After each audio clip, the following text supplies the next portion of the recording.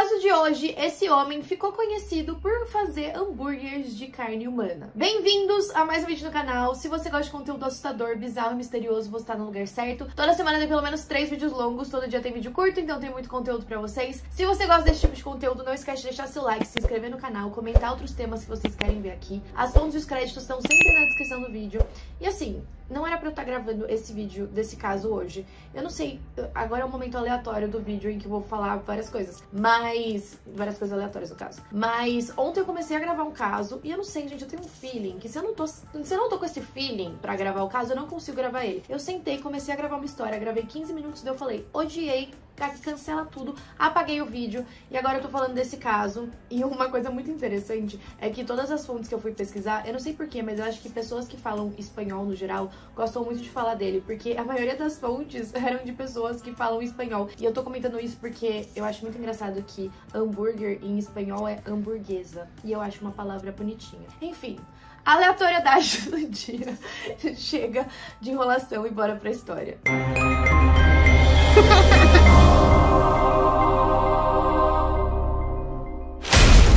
O Joe Metheny teve tragédia na vida dele desde criança. Quando ele tinha 6 anos, o pai dele morreu em um acidente de carro e a mãe foi deixada sozinha para cuidar dos 6 filhos. Ela tinha que trabalhar em 2 empregos para poder sustentar a família e, obviamente, por conta disso, ela não estava muito em casa. Eles moravam na cidade de Essex, que fica perto de Baltimore. O Joe disse que isso afetou muito a infância dele. Ele falou que muitas vezes ele e os irmãos ficavam sozinhos em casa, abandonados, às vezes não tinham o que comer, mas a mãe dele falou que não era bem assim. Ela falou que era óbvio que ela ficava muito fora de casa, porque ela tinha que sustentar as crianças e trabalhar em 2 empregos, mas eles não ficavam, tipo, igual ele tinha alegado, que eles ficavam o tempo todo mudando de casa e que a infância dele foi muito turbulenta. Então, assim, a gente não sabe em quem acreditar. E, além disso, a mãe dele disse que ele sempre foi um bom aluno, muito educado. Quando Joe completou 19 anos, ele se juntou ao exército dos Estados Unidos e, de acordo com ele serviu no Vietnã, mas também não sabemos se isso é verdade, porque na época em que ele tinha 19 anos, os Estados Unidos nem tava no Vietnã mais e não tem nenhum registro de que ele serviu lá. Já a mãe dele disse que ele serviu na Alemanha, então a gente já consegue ver que as histórias dos dois são bem conflitantes. Mas é um fato que ele serviu sim no exército e ele disse que ele se tornou um viciado em heroína enquanto estava lá. Depois que ele voltou para os Estados Unidos, o vício dele em drogas só aumentou,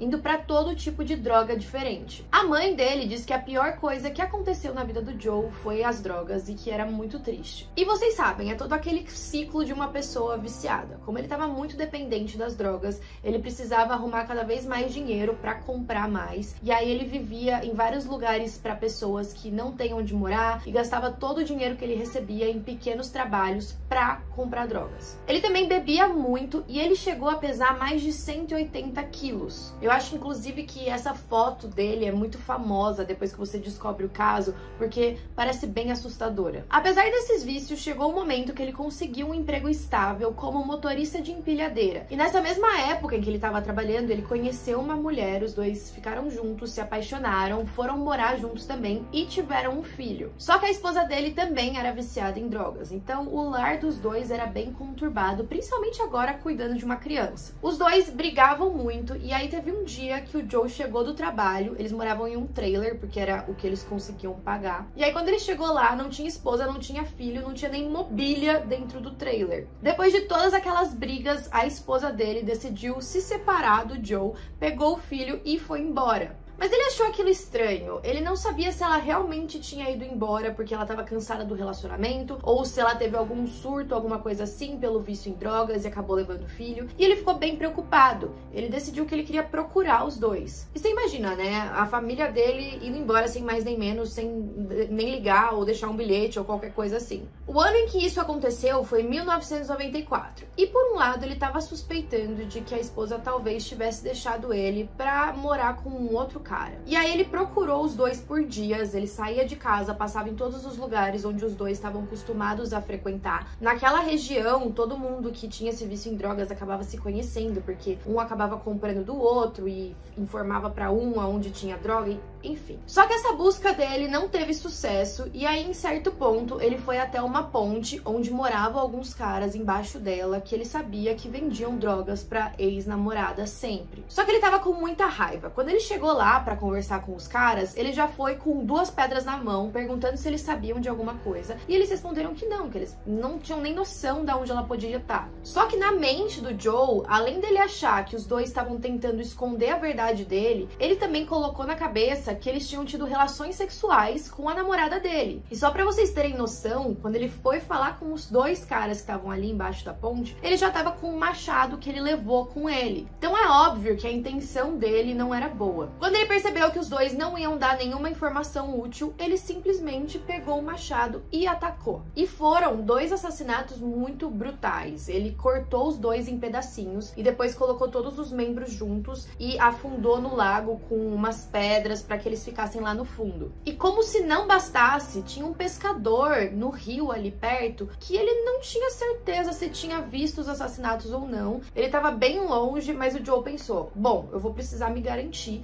é melhor eu matar ele também. E assim, de acordo com relatos de testemunhas que estavam no dia, aparentemente aquele pescador não tinha visto nada, ele estava longe demais para conseguir presenciar alguma coisa, então, coitado. O Joe considera que esses 3 primeiros assassinatos foi meio que uma crise de pânico. Ele matou ali, não sabia o que fazer, jogou os 3 dentro do rio, e muitas pessoas que analisam o caso também acreditam que tenham sido crimes passionais. Ele estava com muita raiva, ele tinha uma motivação, que era procurar a esposa e as pessoas não estavam dando informações para ele, mas depois disso ele acabou tomando um gosto por matar. E pelas pessoas que ele matou ali embaixo da ponte, a polícia conseguiu prendê-lo por um tempo. Ele ficou 1 ano e meio na prisão. Esse 1 ano e meio foi enquanto ele aguardava julgamento. E aí você deve estar pensando, tá, enquanto ele estava na prisão, ele podia estar pensando sobre os crimes, né? Pensando que tinha errado, não ia cometer mais isso. Mas não. De acordo com ele, esse tempo que ele ficou preso só mostrou o quanto ele tinha gostado daquela sensação. Depois que ele cumpriu esse período, a polícia chegou à conclusão de que eles não tinham nenhuma evidência contra ele. Isso porque os corpos nunca foram encontrados. E tudo que eles tinham para poder manter o Joe preso era o que pessoas estavam falando. Então ele foi inocentado. E assim que ele saiu, ele conseguiu encontrar a família desaparecida. A namorada dele tinha se mudado mesmo pro outro lado da cidade com um novo namorado. Em algumas entrevistas ele disse que tinha descoberto o paradeiro da namorada e também que o filho dos 2 tinha sido tirado desse novo casal por negligência e abuso infantil. Então ele ficou muito irritado com isso, porque além da namorada dele ter fugido e ido morar com outro cara, ela nem tava mais com a guarda do filho, porque ela tava sendo negligente e abusando dele, e muito provavelmente o novo namorado também. E aí, o que o Joe começou a fazer? Ele tinha o costume, de volta agora no trailer dele, de fazer amizade com mulheres que eram profissionais do sexo, tipo prostitutas mesmo da época, e aí ele convencia elas a irem até o trailer dele, oferecendo drogas pra eles usarem juntos, e às vezes ele até desenvolvia uma certa amizade, eles ficavam conversando ali, mas depois de algum tempo ele as estrangulava e cortava em pedacinhos. O primeiro assassinato que a gente remete mesmo a ele aconteceu em 1996. Era de uma mulher chamada Catherine Magaziner, de 39 anos. Ele confessou ter matado ela e a enterrado no local onde ele trabalhava como motorista de empilhadeira. Cerca de 6 meses depois, ele exumou o corpo e removeu a cabeça. Ele enterrou o torso em uma cova diferente. Depois colocou a cabeça em uma caixa antes de descartá-la no lixo. Só que agora, com as novas vítimas, ele teve uma ideia diferente do que fazer com os corpos. Ele cortava os corpos e mantinha as partes mais carnudas dentro de um recipiente. Aí ele enterrou os pedaços que não cabiam no freezer dele em um estacionamento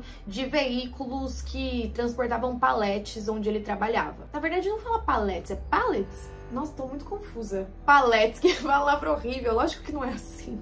Nos fins de semana seguintes, ele misturou a carne das vítimas junto com carne bovina e suína e foi transformando cada pedacinho em pequenos hambúrgueres. E ele abriu uma barraca que vendia pastéis e churrasco na beira de uma estrada. Essa barraca era bem famosa, muitas pessoas iam comer lá porque era um local meio isolado, não tinha muitas opções para comer, então acabava ficando mais fácil. E aí ele vendia esses hambúrgueres e a carne também dentro do pastel para essas pessoas. Durante todo esse período, todos os clientes consumiram carne humana. Sempre que ele precisava de mais carne especial, de acordo com ele se aventurava em encontrar mais mulheres assim e fazer o mesmo processo. Mais tarde, ele disse para a polícia que nunca recebeu nenhuma reclamação por um gosto diferente da carne. Ele disse que ninguém parecia notar que os hambúrgueres tinham algo a mais. Mas ele foi capturado graças a uma mulher muito inteligente que conseguiu escapar. A última vítima teria sido uma mulher chamada Rita Kemper. Os dois estavam dentro do trailer dele, consumindo drogas juntos, e ele tentou ter relações sexuais com ela, mas ela se recusou e saiu correndo. O Joe a perseguiu, bateu muito nela, arrastou ela de volta pro trailer e tentou de novo ter relações sexuais. Ele também alegou que ia matá-la e, de acordo com ela, ele gritou: "Vou te matar e te enterrar na floresta com as outras garotas." Mas, de novo, ela conseguiu escapar e dessa vez o Joe não conseguiu alcançá-la. Uma semana depois da fuga dela, o Joe começou a ficar um pouco apreensivo. Ele tava com medo de ser pego. E aí ele ligou para um amigo e pediu a ajuda dele para esconder o corpo de uma garota chamada Kimberly Spice. Ele tinha escondido o corpo dela na fábrica onde ele estava trabalhando. Só que o amigo dele, na verdade, era um colega de trabalho que nem era tão próximo assim. E assim que ele recebeu aquele pedido, ele imediatamente ligou para a polícia. O Joe foi preso no mesmo dia, no dia 15 de dezembro de 1996. Os policiais ficaram bem surpresos quando ele foi preso porque ele estava muito calmo e simplesmente disse: "Sou uma pessoa muito doente." Ele confessou aqueles primeiros assassinatos com os dois homens embaixo da ponte, o pescador, e também admitiu que naquela mesma noite ele matou 2 mulheres. Ele até comentou que tinham sido 5 mortes em 7 horas. Parecia que ele estava se vangloriando daquilo. Nenhuma evidência desses crimes foi encontrada até hoje. Durante a confissão, o Joe disse que ele gostava de matar e que ele não ia se desculpar com as famílias das vítimas porque aquilo seria uma mentira. Ele continuou explicando que Deus sabia de tudo que ele tinha feito e que ele estava feliz de poder ser julgado somente por ele, mas também estava feliz de ter um julgamento por um júri no tribunal. Ele também disse na época: "Minha onda de assassinatos começou como vingança, mas acabou com uma paixão pelo gosto do sangue e pela sensação avassaladora de poder que alguém obtém por tirar a vida de outras pessoas." Dava pra ver que ele claramente era uma pessoa bem doente. Não se sabe exatamente quantas pessoas consumiram os hambúrgueres dele. Ele mesmo disse em outra entrevista, e eu acho isso absurdo porque ele parece estar muito feliz com o que ele fez: "Da próxima vez que você estiver andando na estrada e ver uma barraquinha de carne a céu aberto que nunca viu antes, certifique-se de pensar sobre essa história antes de pegar uma mordida naquele sanduíche." O Joe disse que o único arrependimento dele é de nunca ter matado a ex-namorada e o novo amante dela. Ele inicialmente recebeu pena de morte, prisão perpétua e 50 anos pelo sequestro da Rita Kemper. Ele também foi indiciado por acusações de assassinato relacionados à morte de uma mulher chamada Toni Lynn Ingracia, de 28 anos, mas a acusação foi retirada por falta de provas. A sentença de morte dele foi anulada no ano 2000 e transformada em prisão perpétua sem possibilidade de liberdade condicional. No dia 5 de agosto de 2017, um guarda da prisão encontrou o Joe inconsciente na cela dele. Ele faleceu logo depois disso. Os investigadores chegaram a dar uma olhada se aquilo teria sido um crime ou não, mas ninguém chegou em uma conclusão desse tipo e ele tinha 62 anos na época. Bom, esse foi o caso de hoje. Comentem aí o que vocês acharam e até a próxima.